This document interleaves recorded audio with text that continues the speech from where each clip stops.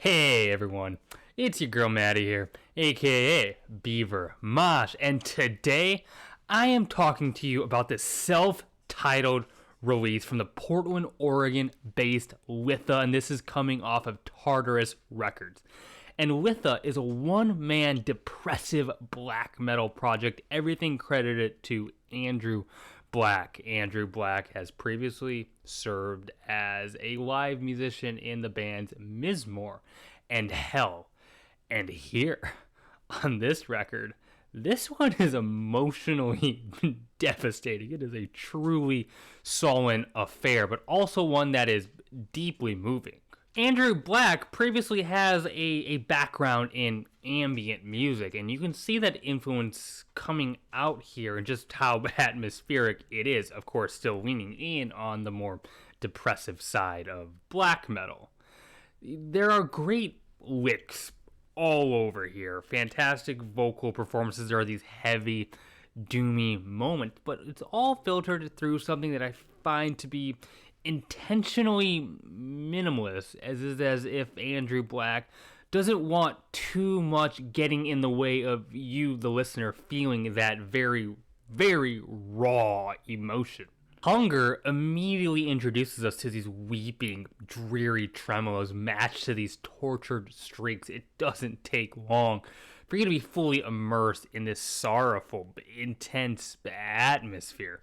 The way these guitars subtly and slowly build these morose melodies in this sullen manner, as if the despair is being burned right into you. Suddenly the music just kind of dips for this dramatic impact, and then Andrew Black screams out, "I sleep on a bed of broken glass," streamed out with this incredibly pained sound over these deathly, sinister riffs. It's a goosebumps-inducing moment. The drumming injects a lot of detail here, but is never too technical. Instead, it maintains this meditative, entrancing rhythm, while these smoky, ritualistic guitars seem to dance around you in these circular patterns. If you're like me, you may find yourself just closing your eyes and becoming lost in whatever wicked spell is being cast upon you.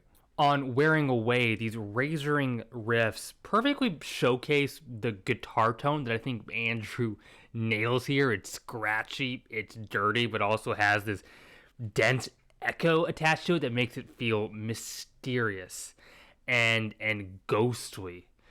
It's just really a fantastic sound and texture coming through here. Also, you'll notice on this record, there's never anything too reaching. Litha isn't going for big moments, instead slowly dragging you into these emotional peaks. There's never a moment, though, where you feel relief from the utter dismay. It is constantly there. The way the bass seems to really reverberate, it feels like the floor is going to explode, and it's played with such an anger behind it. And then behind all of the punishing fog and pure darkness this record conveys, there are these completely gorgeous melodies, but you kind of have to find them. You have to dig underneath all the layers to get to them. I like that. I enjoy that this record seems to really reward a deep and fully immersed listen. I Am Many gives us this tragically beautiful intro. This clean guitar with a nice reverb attached to it sounds like this hymn of isolation.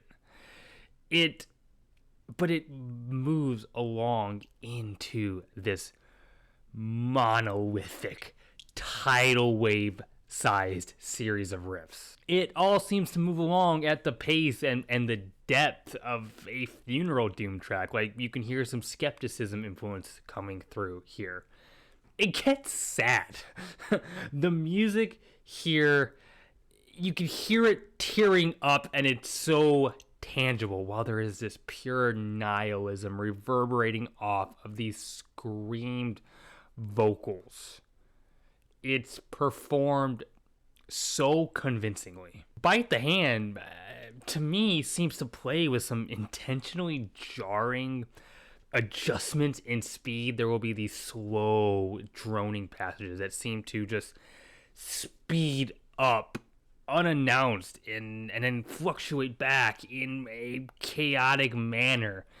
To me, it's communicating how human emotion actually develops.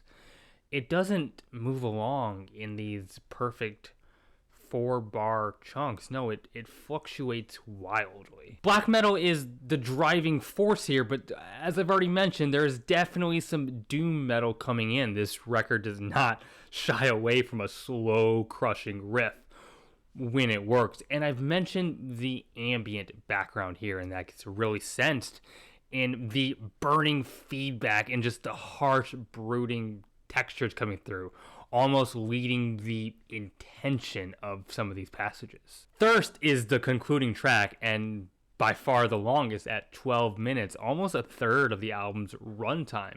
This album has a very lo-fi, raw appeal to it. And yeah, here, that's exactly what needed to happen intentionally. It allows for a certain intimacy and closeness that I think this music really has going for it. The percussion, again, pay attention to how skeletal it is. Yet it seems to command my attention. It has this quiet power in the overall scheme of how this record is orchestrated. It's a sparse record. Again, I've mentioned that, but pay attention to how that sparseness carries you to the end of the track. It sucks me in, and I can't turn away. This record packs way more emotion and feeling than a lot of albums that do a lot more. And for those that like black metal that is able to do that, this is an absolute winner. I think this record went criminally overlooked this week, and I want more people to give it a listen because I was very impressed. Obviously, black metal fans are going to be all over this, but also I think doom fans, because it has that slow, soul-crushing exterior to it. So, high rec from me. And hey, those are my thoughts. If you enjoy what I do, hit that like button. It'd mean the world to me. If you'd consider subscribing, I have a Twitter you can follow. Link to that is in the bio of this YouTube channel. Leave a comment. I love getting to engage with those. Hey, I got a Patreon now. Thank you to my patrons already. No pressure to give, but it would mean a lot. It would help keep this channel more sustainable. Hey, you right there, watching now, keep it metal. My name is Maddie, aka Beaver Mosh, and I'm signing off.